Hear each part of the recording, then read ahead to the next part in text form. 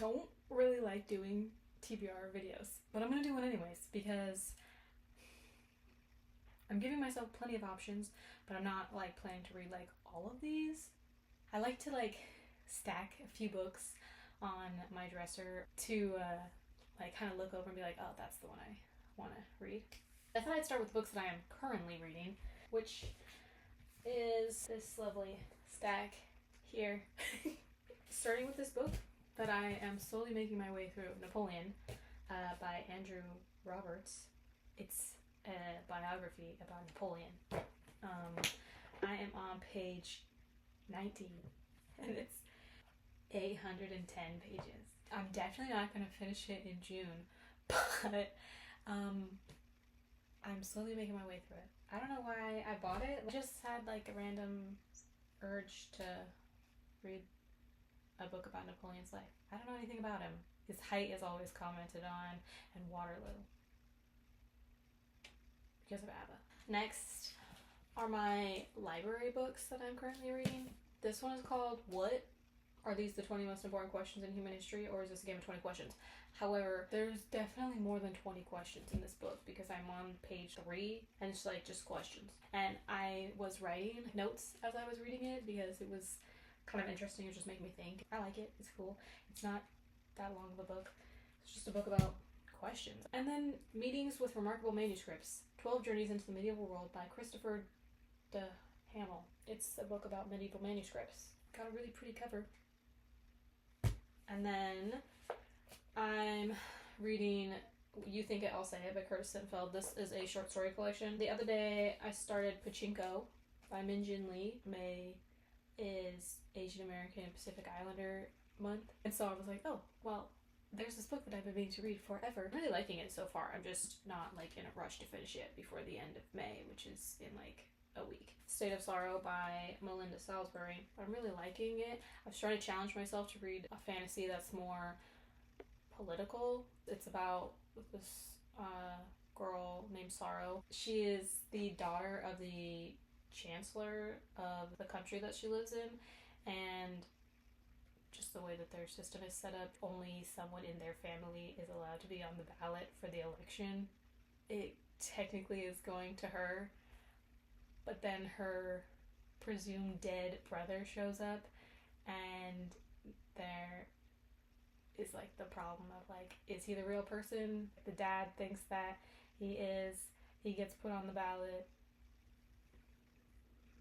It's interesting because it has like the fantasy elements and everything, but it's also like, as I said, more geared towards like political plot. I think it's moving pretty quickly, about halfway. And then I decided to read Before the Coffee Gets Cold by Toshikazu Kawaguchi.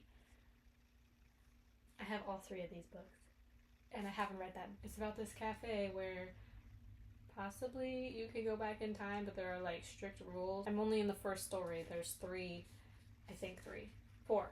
Hopefully I finish this one soon, before the end of May, and then I can read, you know, my other books. This might be like too much for me to even attempt in June with all the books that I'm like in the middle of, but I like to do that, you know. I like to read some, have a few books that I'm kind of in the middle of so that I can just go back and forth. I don't know, maybe it's my ADHD brain. And then I have all these books as my options for books to read in June. The Bell Jar by Sylvia Plath, because I've never read it and I've always wanted to read it, and recently it's just been coming up on a lot of things that I've just been seeing, and so I'm like, well, maybe that's a sign. Maybe it's time to read it. I believe it's about a college student and she like has a mental breakdown. I don't really know anything else other than that, but a lot of people like it. Hopefully I get to this. And then I have Refusing Compulsory Sexuality, A Black Asexual Lens on Our Sex-Obsessed Culture by Sharonda J. Brown. I'm ace, and I like reading things with asexual representation. There's not a lot, but this is nonfiction. It's not that long. There's 176 pages without the afterword, so I think I can get through this pretty quickly.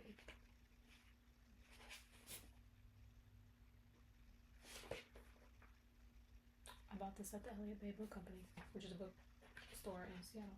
But I'm really excited to read this one. Different perspective. This isn't something that I want to read like all in one sitting. It's just kind of something that I want to start soon. The Complete Poems of Sappho, translated by Willis Barnstone. I've never read anything by Sappho. I like poetry.